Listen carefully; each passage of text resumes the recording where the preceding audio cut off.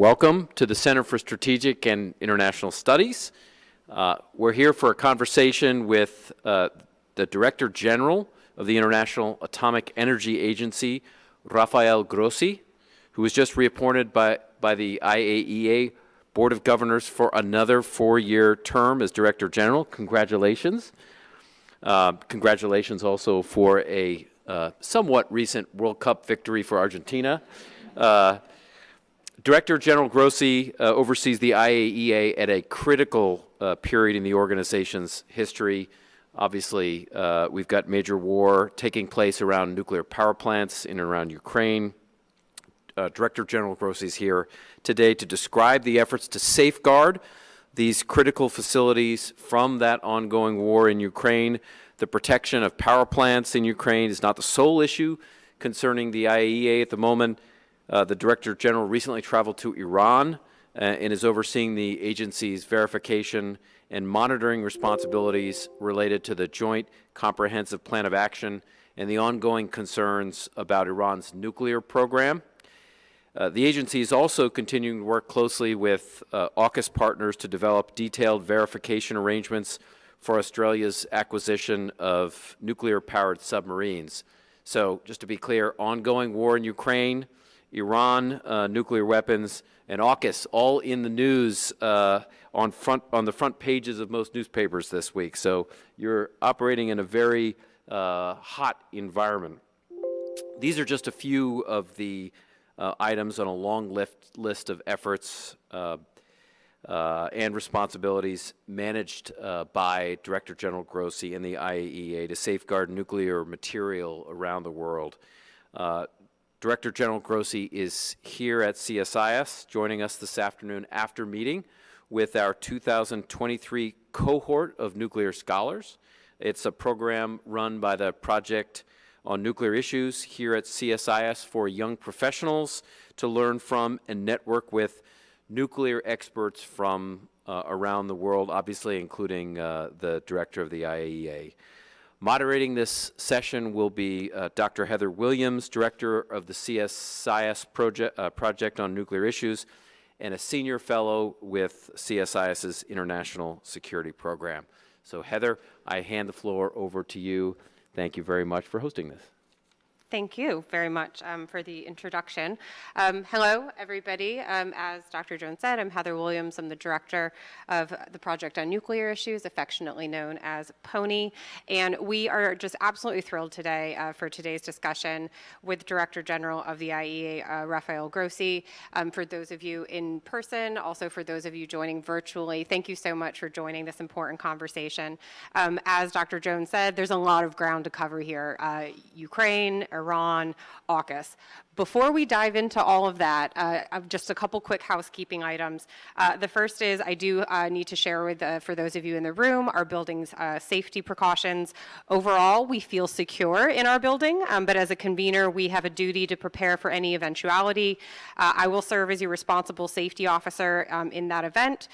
Please follow my instructions should the need arise. And so finally, please take a moment to familiarize yourself with our emergency exit pathways. There. For the question and answer portion, so Director General Grossi will provide some opening remarks, and then we will open it up for a wider discussion. If you are in the room and wish to get involved, please raise your hand and a member of the PONY staff will bring you a microphone. If you're joining us online, please send in questions using the Google form that is located on the webpage for this event. So with that out of the way, I am thrilled to get this conversation started. IAEA Director General Rafael Grossi assumed office on December 3rd, 2019, and was just reappointed for his term. DG Grossi is a diplomat with more than 35 years of experience in the fields of nonproliferation and disarmament. In 2013, he was appointed ambassador of Argentina to Austria and the Argentine representative to the IAEA and other Vienna-based international organizations. Before assuming office as the IAEA's Director General, DG Grossi was President-designate of the 2020 Review Conference for the Nuclear Nonproliferation Treaty, which didn't end up happening until 2022. 2002, I believe. But from 2014 to 2016, he also served as president of the Nuclear Suppliers Group. And so we're just thrilled to have somebody of his expertise and background at such a timely moment to join us and talk about these issues. And with that, I will turn it over to you, and please feel free to use the podium. Thank you very much. Good afternoon, everybody. Heather, great to be with you again and to see you in your new capacity. Congratulations. And also those here in the room and online. In these troubled times, it's good to be in centers of thought and analysis, like the CSIS and PONI in particular, to be able to explain what we are trying to do about some of these problems, and also to get some of your feedback, your comments, your questions that certainly help me be better in what I'm trying to do. I think that in your words of introduction, you were listing a number of issues, all of them making the headlines every day. And this brings us to the realization of the IEA is an institution, as an international organization, playing a role, maybe not at the center, but playing a central role in all of them, is the expression of the will of the international community to find spaces for convergence. When the IEA was created, incidentally, and we are going to be celebrating that in a few months' time, but after a seminal statement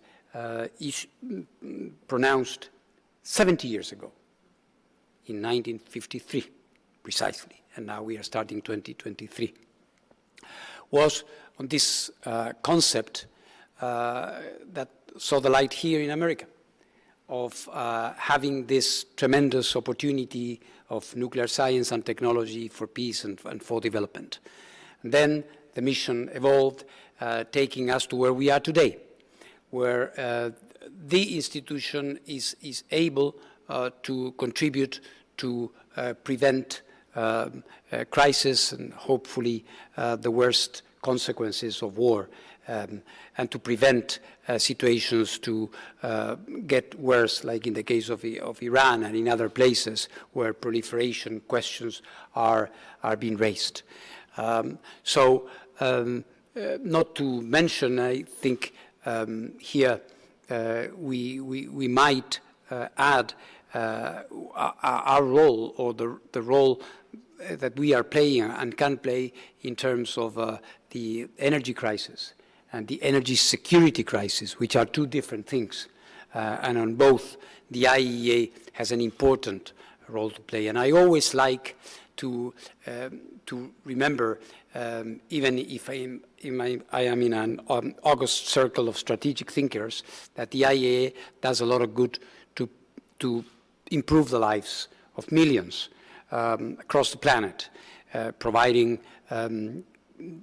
cancer care through nuclear medicine, through radiotherapy, giving countries hope in terms of their agriculture, water management, and other things.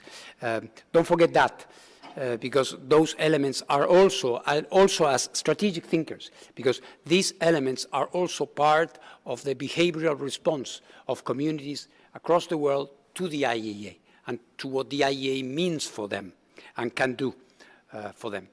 I would say this is a moment where our generation is confronted with this amazing convergence of all these crises all of a sudden.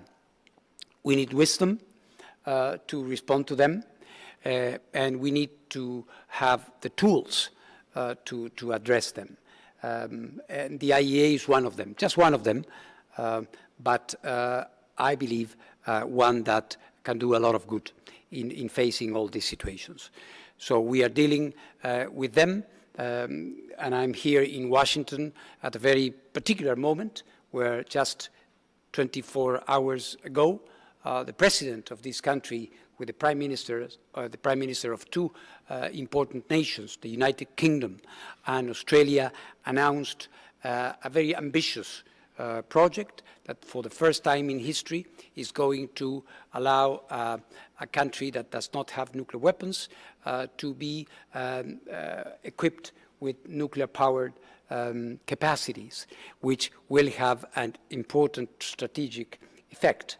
And in all of this, again, the IEA is called to play a role, which is in itself in an area that is by nature strategic, because this is going to be altering the landscape of an important region like the Indo-Pacific, where many of the controversies and tensions that we are facing are going to be manifesting themselves, whether we like it or not, in the next few decades. So in all of this, the IEA, what the IEA is doing, what the IEA can do, is what I am going to try to answer today through the, I'm sure, we're going to be your very sharp questions.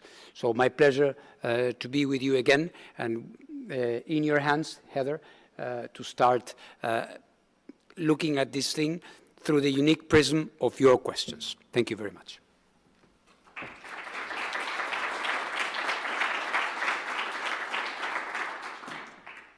Well, thank you very much for setting the scene and continuing to engage with these really difficult questions. So I have a couple questions for you to get us started. We'll start with Ukraine. Yes. I believe it was last week you gave a speech in which you warned that the international community was being complacent about nuclear safety and that we were rolling the dice. And it was some of the most emphatic and strongest language that I've heard you use yet about concerns about nuclear safety and security. And so I was wondering if you could reflect on that a bit and say, why do you think we're complacent? Where is that coming from? And what needs to be done to combat that complacency about nuclear safety and security?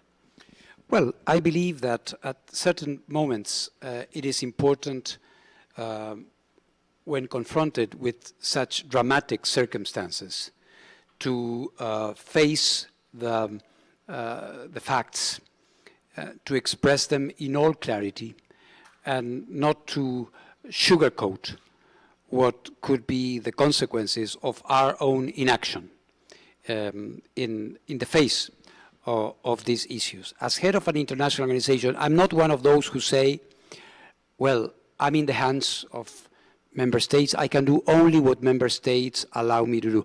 This is not the healthy dynamic that you must have in an international organization when you have a responsibility on behalf of these countries under their authority, of course, but where you have to play your role in the metabolism of that dynamic. So I have a mission, I have a statute, I have responsibilities.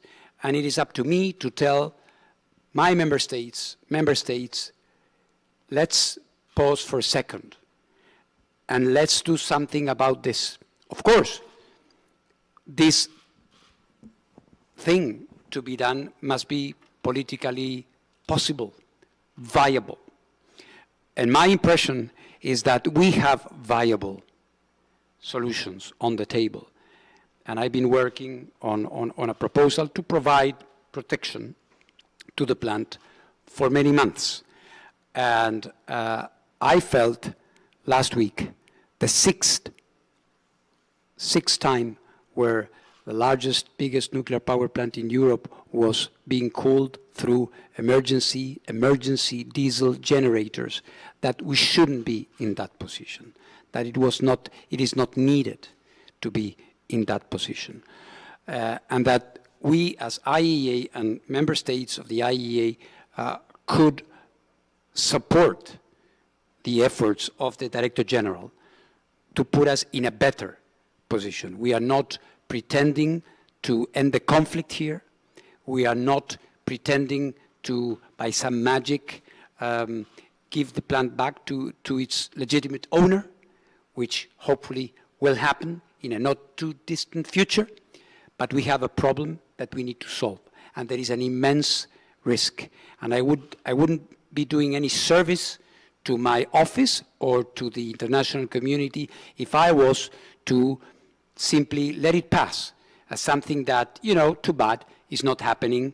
It is, you know, these member states, they are stubborn. No, it is my responsibility to continue pushing, to put viable ideas on the table, to explain how this can work, and also to get the necessary support. So it was in this sense, and it was, I would say, a collective complacency. I'm not above anybody. I'm part of that, and I'm also telling to myself, how come that you are not able to convince, that you are not able to make things clear, to make things possible for countries to agree?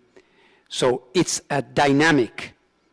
It's a dynamic that must be leading to an outcome. And we are not there yet. Hence my frustration, but it is not a frustration that is devoid of a sense of purpose and fundamentally, yes, optimism. I believe we are going to be able to do something about this. I truly believe it. But there are moments, and there are bad moments, and that was a very dark one. And I hope we will not have a seventh situation, or worse than that, an accident to regret, not having done what we knew was necessary at the time where we could still do it.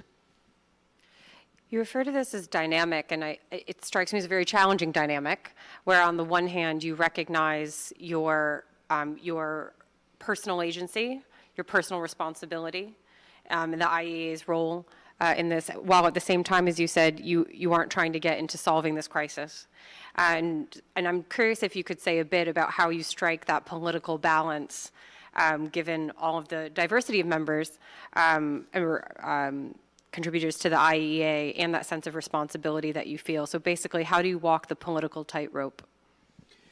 Well, I think it is important to be aware of where countries are coming from, what their strategic objectives are, while not discussing them or not having them on the table as part of the negotiation, but having clairvoyance in this regard, knowing what is behind countries' positions and objectives. Of course, there are limits to everything. And when the IAEA, and it has happened in the past, when the IAEA has needed to call out behavior, non-compliance with obligations, it has done so. The incredible situation now is that we are doing it in the midst of a war. This has never happened before. But does this mean that we cannot do it? No, it shouldn't. Sometimes when working on issues with my team and with experts, the argument is made, it has never been done before. Well, yes. Have we ever seen a conflict like what we are having in Ukraine before? I don't think so. Do we believe that the instruments we have are inadequate to deal with that? No. Certainly not. Walking this political tightrope is inevitable. You also need engagement, your personal engagement.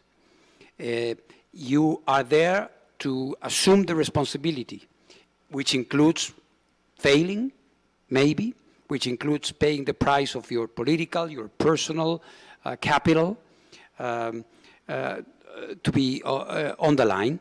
But this is what is essential. It's a clear, and here, you know, thinkers like you help a lot in our work. We read, we study, we analyze, we weigh what is at stake. But we know that we are not analysts. That's not our role in the process. And we have to come with alternatives and solutions. One of the things I always try to do is never lose the initiative. And that, in my professional life, you were saying that Bio 35, unfortunately, is close to 40 now, years of work in this, is that when you know what you need to do, you have to take the initiative. You have to be always putting forward alternatives. Nobody's going to do it for you. There's always going to be a good excuse not to do something. So this is, I believe, in particular, in a moment like this, where we have all this multiplication of crises, not to stay in awe in front of all these things, and on the contrary, show that the IAEA is going to respond. The IAEA is not going to stay away from things. The IAEA is going to be deployed all over Ukraine if the facilities in Ukraine are at danger. And then the price tag for doing some folly is much higher than it would be if the IAEA would be, or its Director General would be tweeting from the Danube on what is going on. Thank you for that. Also, thank you for, it sounds like an openness on your part and at the agency to outside ideas and to solutions wherever they come from. It's always nice to hear as a think tanker that people read think tank reports. So that's helpful. I want to shift to AUKUS, if we can. Yes. There was a story in Reuters in September reporting that the IAEA was, quote unquote, satisfied with US, UK, and Australian engagement and cooperation on nuclear nonproliferation. At this stage, would you say you are satisfied with US, UK, and Australian engagement? And just really any reflections on the agency's role and engagement with US, UK, Australia in the AUKUS agreement thus far? Well, again, we are breaking new ground, all of us, including the AUKUS countries, and they know it.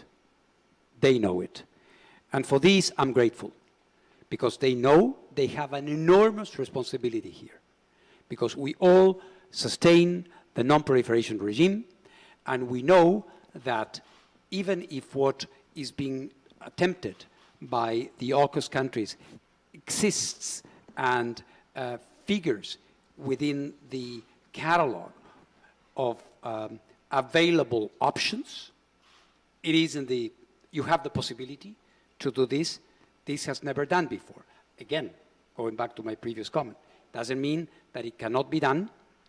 It can be done, but it will require an enormous effort on everybody's side. Because again, we have to think of a level playing field. We have to think of observing the rules in a manner that is applicable to all. And we have to think of a technological option that requires, and this is the wisdom of the legislator here, requires some special action, because what is going to happen is relevant.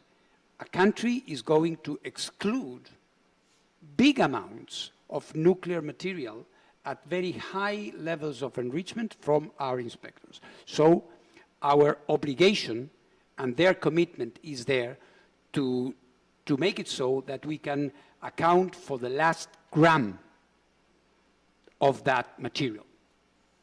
And we know it is technically possible, but that it will require a big effort, because there are technological issues. You have to think that, according to what we learned yesterday, the United States will be selling incredibly sensitive technology around which there are many restrictions, confidentiality, classified information. Most of it, if not almost all, is involved. Australia is going to receive it. There are going to be facilities that are going to be hosting these boats. etc., etc.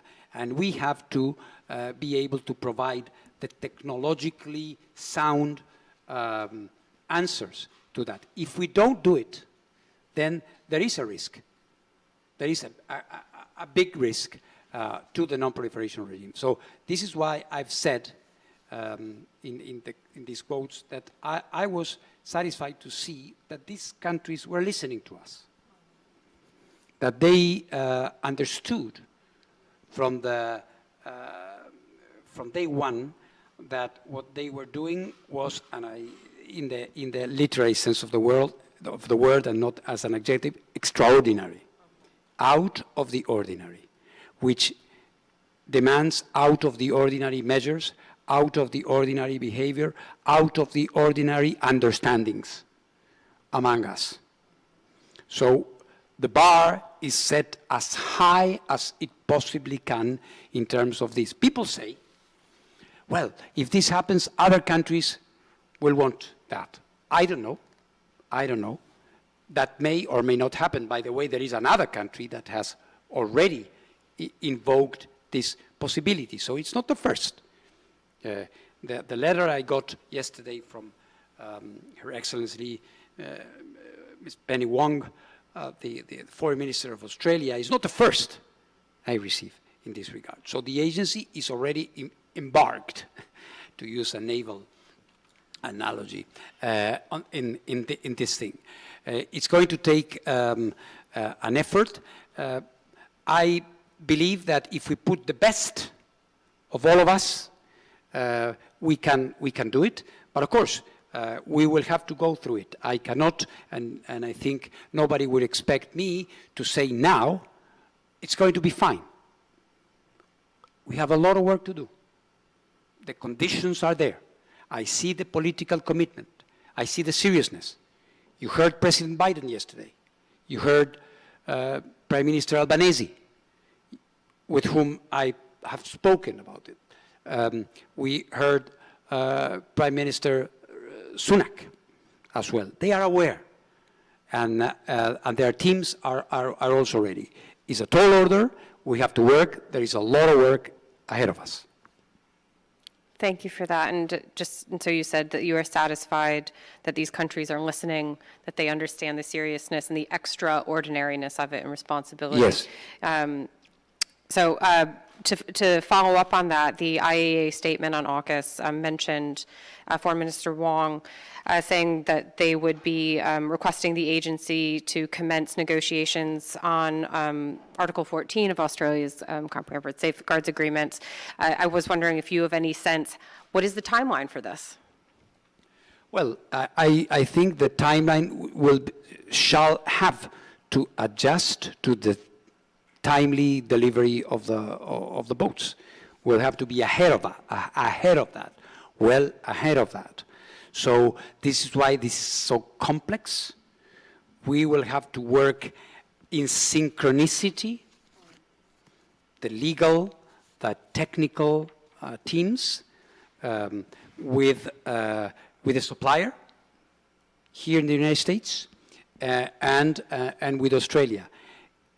And mind you, the work has started. We already received preliminary design information. The safeguards mechanisms and commitments are so that you have a set of obligations that need to be fulfilled as time passes. So the process has started, and then we are going to be starting this interaction. Safeguards negotiations are very technical. They are complex. Normally, they take some time, but here we have some time pressure, of course, and we have to deliver in time. Otherwise, let me remind you, and I think the countries are aware of this, otherwise it will not be possible for the agency to say, okay. And as I said in the statement that was issued today, earlier today, the Board of Governors has to look at it, take appropriate action. I think the process is a model of transparency, the process. We have to fulfill it with content, with real content. But the process is there, and there's everything we need there in the catalog of measures. Now we have to fill in the blanks. Great, thank you. One last question from me, and then I'll be opening it up to the audience, so get your questions ready. This question, so the key issues that are on the agency's agenda at the moment, Ukraine, Iran, AUKUS, these are obviously taking place during a climate of great power competition, geopolitical instability. You're the head of a technical agency. How do you manage the current political environment? And as you look ahead to your next 4 years as DG, what's concerning you the most right now? Well, I think the technical nature of the IEA is in its configuration. It should never be an excuse not to assume the legal and political responsibilities that come with it.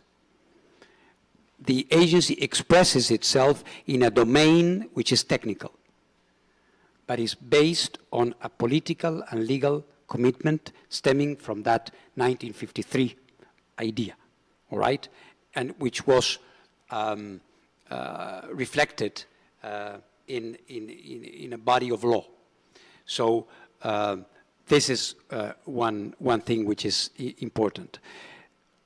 The next few years will be years of a mix of reaction to crisis, but also, and very importantly, enabling possibilities for the international community. And this is very, very important.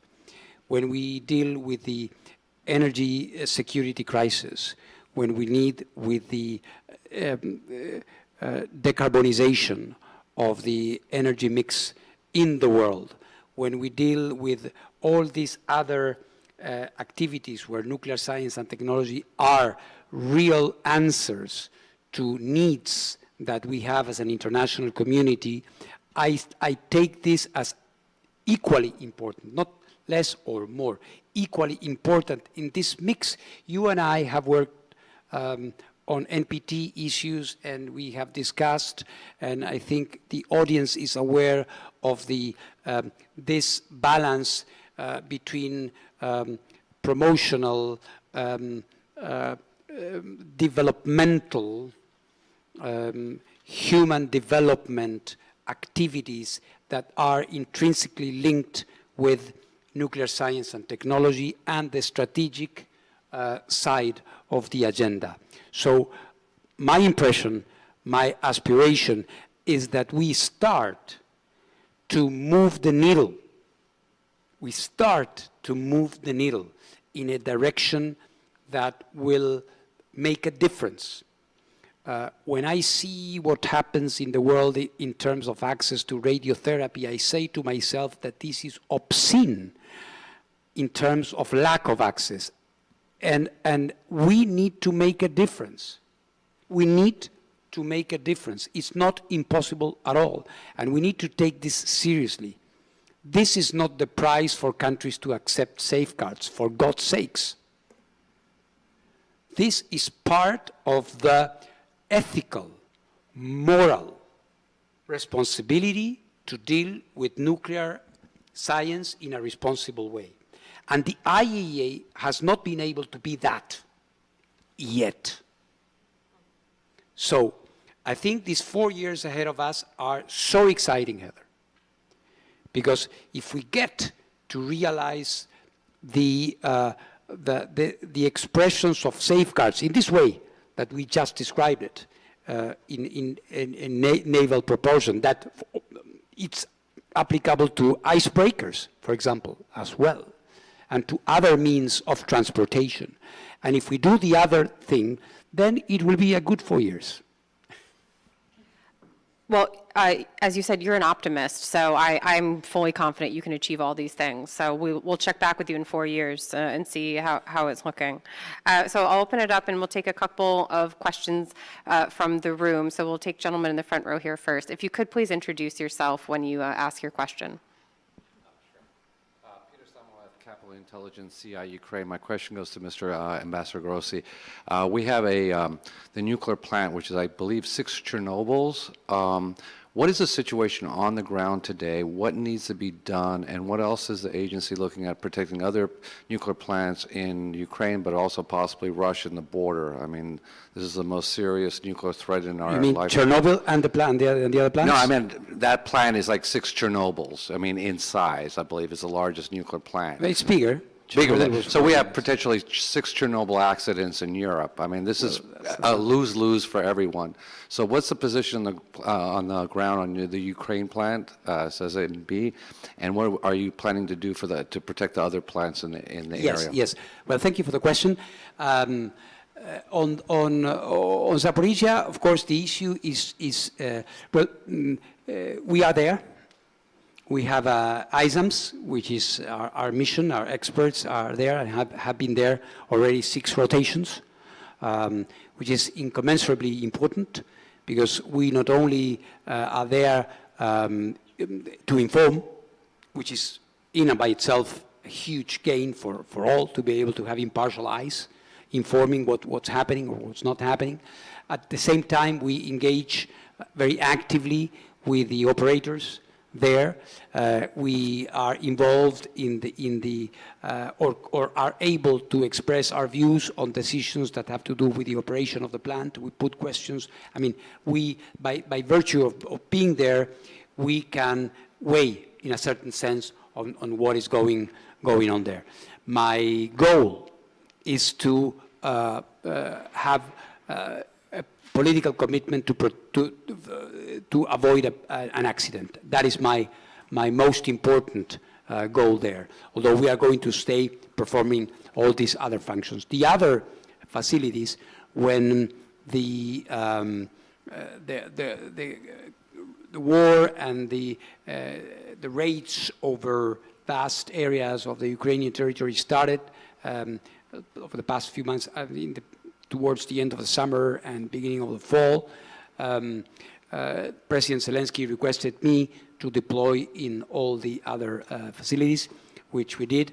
I think here there's a combination of a technical assistance function and also the very relevant, symbolic, historic fact that the IAEA flag is flying atop these facilities of a country at war, thinking about things that are happening now and we could never imagine before. And we have our people there, and so the international community knows. So we can be an alert on anything that may be happening. We do have also technical missions, technical activities. We performed a number of assessments before coming to them. Each facility has different issues, safety-wise and security-wise, and we are working together with Ukraine to solve them through the presence of our experts there. Thank you.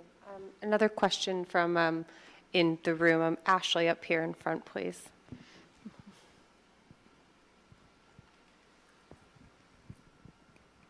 Hi, thank you. I'm wondering if you could identify the key impediments standing in the way of the IAEA being able to actually implement this safety and security zone in Zaporizhia. Well, I think it's no surprise that it's difficult to get to any kind of commitment when you have war. And in particular, in this area, you have active combat, ongoing. It's the front line, literally. I've been there. So on one side of the river, it's the Ukrainians. On the other side of the river is the Russians. So it is war in all its graphic strength that you can see. It's palpable.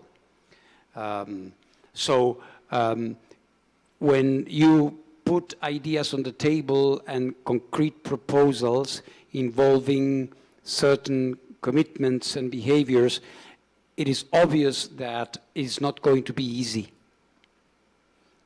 This negotiating table is a bigger one now with military.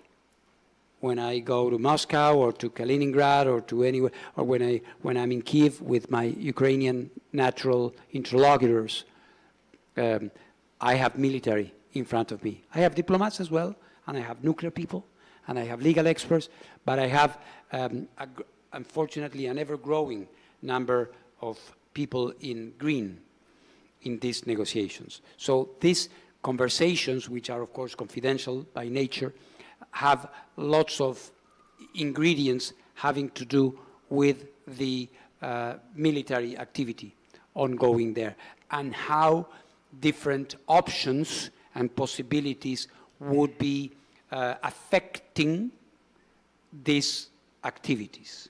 So this is why it is not as straightforward as it could be. One could ask oneself the question, well, it should be straightforward. I mean, don't shoot at the nuclear power plant. But of course, there are a number of associated consequences that need to be weighed. That being said, I'm frustrated, but I don't dismay. I continue. I'm very stubborn. From online, we're getting quite a few questions about Russia. So yes. I'm going to group some of these together. Okay. One of the questions is about whether or not the war in Ukraine has impacted Russia's cooperation with the IAEA on issues beyond Zaporizhzhia. But then also a question about what role, if any, Russia and China have been playing in the JCPOA, and if you believe that they would assume a greater diplomatic role if Iran does enrich up to 90%. Well, to start with the last part, I would say, you know, Russia, China are part of the JCPOA partnership, if I can call it like that, still. And I think they have been, with their own national nuances, they have been playing a role to try to revive the JCPOA. You know, every country, of course, sees things differently, and quite obviously, with growing tensions and unfortunately, this cleavage within JCPOA partners among the Western side of the group and Russia and China. This, of course, has had an impact in the dynamic of that process. But I would say they have been working like the others, again, with their own particular approaches towards the common goal. The other part is an issue that has been put on the table. Many believe that given the war and what's ongoing, there should be a decreased presence of Russia, and some have gone to the extreme of proposing that they are expelled from the organization. Well, these are international organizations that have procedures to do that. I cannot decide myself to exclude a country from policy-making organs or from any other instance in the organization. Of course, this creates tensions. This is unavoidable, that tensions exist. We have to deal with them. I have to be prudent in my decisions. I'm sending people, I'm sending teams of, not only to Ukraine, or to all over the planet. I have teams of inspectors, so I have to exercise good judgment. You know, a clear idea of what is best suited and suitable to achieve the goals that we need and that we want to achieve. But let us be reminded of the fact that in the 20th century, we had many instances of armed conflict involving nationals of countries involved in these armed conflicts. And we need to protect the idea, the noble idea of the international civil service. It can sound naive, and people talk about spies here, there, but it can be done. It must be done. And we have to, again, we have to navigate these waters as good as we can, always respecting our legal framework, which is, at the end of the day, what will ensure that there is a guarantee of fairness. Thank you for that. And very quotable, protect the noble idea of the international civil service. I quite like that one. I'll take another question from in the room. In the back, Reja, please introduce yourself. Sure. Hello. Thank you. First, thank you so much for just your commitment to the non-proliferation regime. It's truly inspirational. My name is Reja Yunus. I am a PhD student at Johns Hopkins University SAIS. And my question actually comes out of what you were saying about how a lot of what is going on is a reaction to the midst of war. And so I'm wondering what lessons you've personally taken away from Ukraine, from the Ukraine war, in terms of future grand strategic long-term planning for the IAEA and future crises. And my second question actually comes out of Heather's question. She asked you what you're most concerned about, but what makes you most hopeful? So that's something I'm curious about. Thank you. Well, I'm learning every day. I'm learning every day. I'm seeing things that I could have never imagined before I became Director General. The need to, I would never imagine that I would be dealing with my technical experts working in occupied territory and doing that in accordance to terms of reference being agreed with the legitimate owner of the plant who does not have any authority on the plant, while juggling with a workforce of Ukrainians under Russian management. To cite just an easy example of what we are dealing with here. So I'm sure that we are going to have lots, and we are already having lots of lessons that we are learning, that we are incorporating into our own planning, into our own decision-making. We now have, I would say, a very big number of people working on specifically on Ukraine in my Department of Nuclear Safety and Security, because you have to think that behind these 4 or 5 brave women and men out there, there is a huge team working at headquarters and in some other places, sustaining their effort, communicating with them, helping them do what they need to do. So again, for the safety, for the Nuclear Safety and Security Department, this has also been a tremendously disruptive, in the literal sense of the word, phenomenon that had led us to have to adapt. And we have a day job, all right, which is the rest of the world. And we cannot, when we have a problem in another country, we cannot say, sorry, come later, we are busy in Ukraine. So we have to be everywhere. And we can. Yes, we can. We can. Of course, it takes longer hours, it takes more work, but we have to be an agency which is not only there for the easy times. Especially, we deliver a service, and we have to be there when the going gets rough, and to provide some comfort in the sense that you know that there are people there, and our Ukrainian friends know that there are people there watching, trying to help, trying to assist, and doing this kind of work. You know, one very moving thing that we have with our missions is that the people there at the plant say, don't leave us, stay, stay. So we need to have this in mind all the time. So if that doesn't make you change the way you work, what can? But we need, and we do it. There is to go from these affirmations to realities. We're working on the Committee of Safety Standards. We are adapting, we are twisting, we are fine-tuning all these things.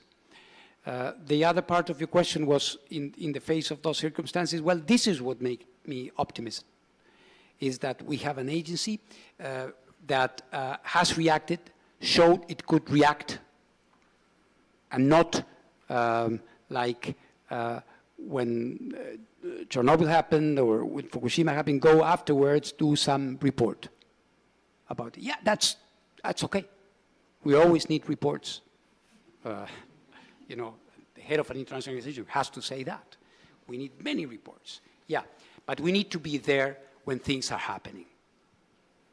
And perhaps our reports will tell a better story. Thank you. I think I'll take one or two more. Right here, please. Thank you very much, Director General. I'm George Sparber. I'm the Liechtenstein ambassador here in the United States. My question goes back to your work in Zaporizhia, because, I mean, aside of many things that this situation comes with, attacking a civilian nuclear power plant is also a serious violation of international humanitarian law. And of course, we expect accountability as for the many other violations that happen in Ukraine. Do you see a role for the IAEA to contribute to judicial processes, be it by Ukraine or international mechanisms, to provide accountability and to, in a way, strengthen the legal framework on which you rely, again, very much yourself in the future? Thank you. Well, I would say when we go and do something like this, we do it with a certain idea, but according to certain terms of reference, which, by the way, we agreed with Ukraine, because it's a Ukrainian facility. So we are centered on our nuclear safety and security mission. This is what we need to do. And perhaps if I manage to have something on the protection of the plant, we might be able to be reporting more accurately on some aspects more related to military activities at the plant. That being said, it's not in my nature to avoid problems when we can help without mixing pears and apples. I will simply mention that when we could work, for example, for the release of some Ukrainian staff, we did it, and we managed to help. So, but this is very delicate, you may understand, and to be efficient, we have to be prudent, but we are never indifferent, let me put it like that. And I think we'll take another one. Michael, here, please. Good afternoon, sir. Lieutenant Mike Walker. I'm a submarine officer in the U.S. Navy, also a Pony nuclear scholar.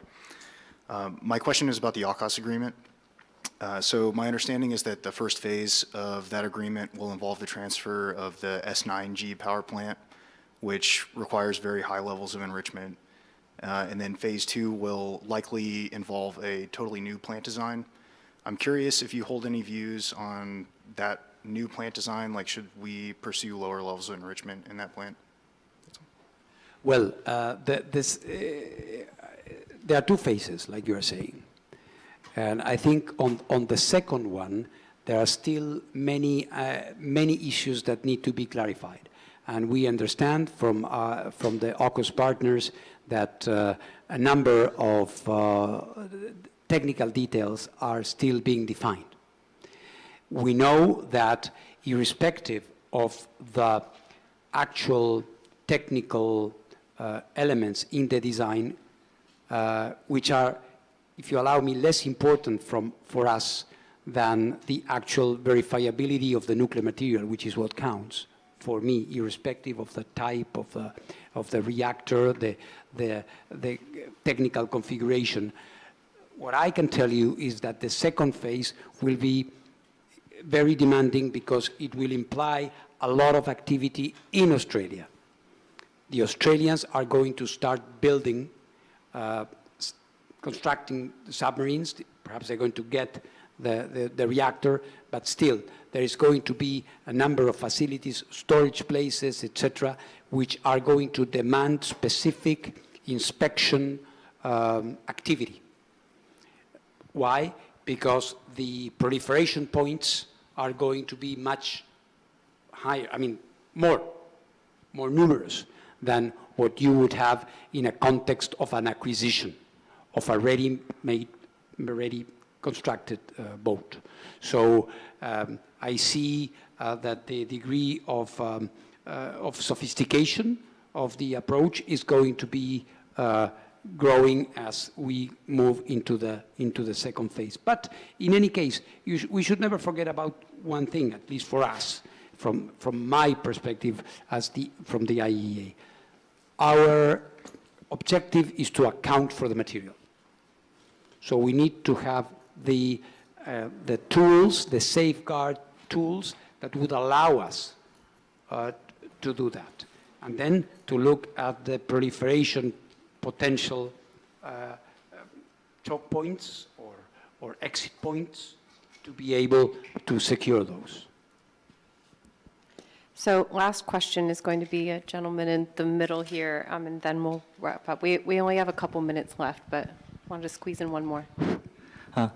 Thank you very much, sir. Your remarks and comments are very useful to understand the nuclear related issues. My question is about North Korea. I think that the North Korean nuclear program is one of major nuclear issues such as the Ukraine war occurs and Iran you mentioned. Within this context, what is your specific, do you have any specific plan on North Korea's nuclear issue, or how will the IAEA deal with North Korea's nuclear development? Thank you, sir. Had to get in North Korea. Yeah, of course. Well, this is one very important issue, and as you know, unfortunately, since 2009, the IAEA inspectors were banned from DPRK, and we have been absent. That doesn't mean that we do not have a pretty good idea of what is going there. I have been trying, for those following this issue closely, I've been trying to have more in-depth reports on the situation there, on what I've called a spawning nuclear program. In the past, it used to be Yongbyon and some well-known facilities. Now this has grown into something much bigger, much wider, much more complex. As IAEA, we will take eventually a verification mandate from member states. And so there is an assumption that there should be a political agreement. That doesn't mean that there cannot be perhaps technical ways to engage at some point. Nuclear safety, nuclear security, there are issues that we are exploring. I am a firm believer on establishing contacts. I had good conversations with President Yon in Seoul in this respect. And of course, it is the margin that we have there is quite limited, but I don't think it is totally excluded that we can start doing some work there in a not so long. Director General Grossi, you have delivered a message of optimism despite a very difficult time. I think you have also delivered a call to action for all of us to work to uphold international agreements, to avoid complacency, and also to not be afraid of problems, but really work to find solutions and to feed them into the policy process. So I really want to thank you in closing for your leadership and commitment to these issues, and also to really thank you for the time that you've taken to come here and offering a really fresh firsthand account of your role and the agency's role and the ongoing work. So thank you very much, and everybody please join me in thanking Director General Grossi. Thank you very much.